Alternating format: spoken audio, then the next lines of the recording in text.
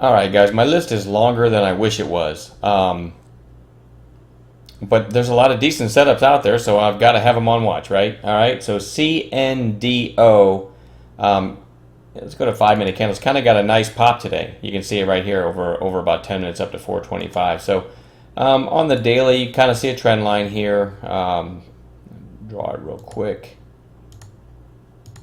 That's not perfect drawing, but anyway, you get the point. I'll move that off there. All right. Anyway, I like this over 425. You might start knocking down these other lower highs from the push. So I do want to watch this one. Although if it opens at 404, 425 is a long way away percentage wise. So it depends on how it opens. But this one looks primed for a possible another push higher. BIND. This is a weird looking chart because it gapped up, spiked, closed near its lows, and today opens, goes down, closed near its highs. So that's a weird formation, but I'm thinking longs might win this battle. So I want to watch that one for a potential long tomorrow. I don't have a trigger price. I'll have to see how it opens. Novagen, NVGN.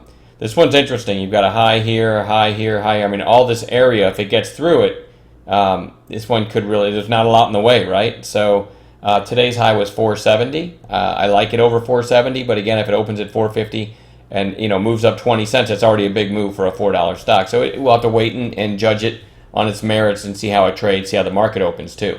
But those are three cheaper ones that are interesting to me.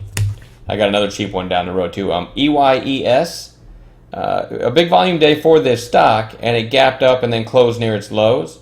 But it's interesting to me. I mean, this day after a 2-day run, it closed near its lows, and look what happened the next day. So this one can really move at times. So I just have this, even though it doesn't look like a normal bounce play, I have this on bounce watch. Meaning it sold off and closed near the lows, which often happens on a gap up. Sellers can get a hold of a stock and then close it, and then the next day it can rip. I'm not suggesting that's going to happen, but it might. I like the volume.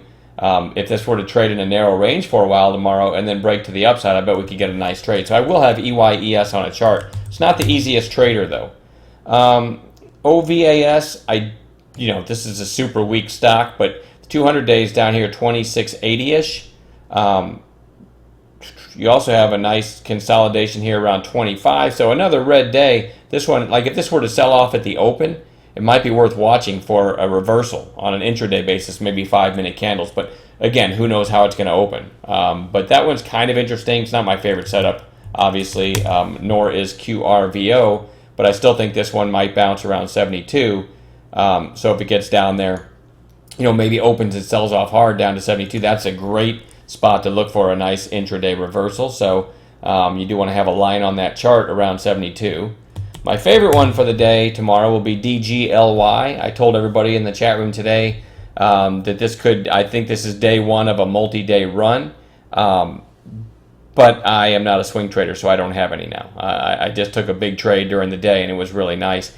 I really want to watch this one again tomorrow, though. It's a low float, pretty high short position, and over 1450. This one could rip, so I think it's worth having a line on the chart again on this one. Gene's gotten real quiet after this big 2-day pop, but it's starting to find support. You have kind of 3 little bottoming tails in a row. I got to learn to get these old lines off my charts. So I like Gene over today's high, over 451. Actually, I did want one of those lines on my charts.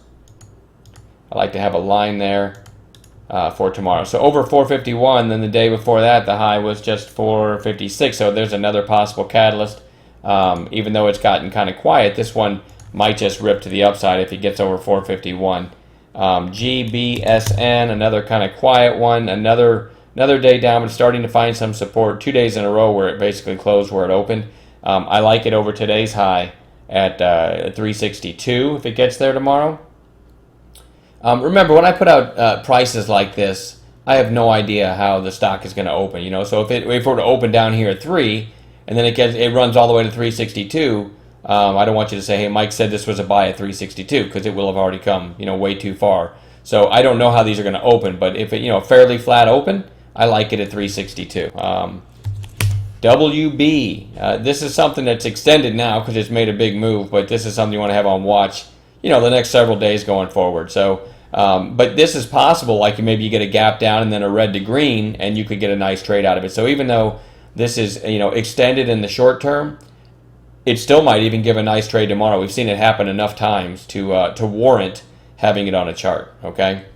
So that is WB. JMEI, kind of the same deal here. It broke out, it's above recent highs, but same deal. You might have a narrow range for the first 15 minutes and then an upside break. So again, it's worth watching, even though on the, in the short term it's extended. Let's look at it on 5s real quick. Yeah, I mean, it definitely came back down near the end of the day, but that doesn't really mean you want to dismiss this for a potential follow-through day tomorrow. DANG.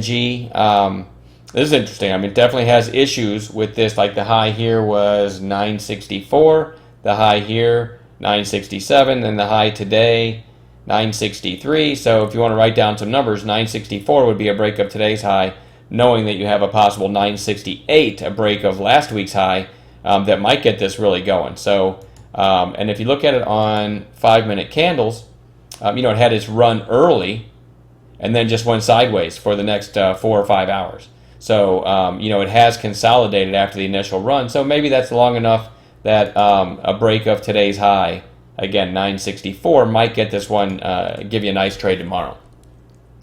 And AXN, I got some lines. This is really coiled here. I mean, this had a huge move, 60 cents to almost 260. Then you had a lower high here to 229. A lower high of 195, another lower high of 188. So this one, you could argue, is pretty coiled. I did write down some numbers. I like this at 189, which would be a break of, I don't know what day this was, April 2nd. So probably last week's high. All right. So I like this over 188, and knowing that you have another catalyst, a break of this lower high, 196.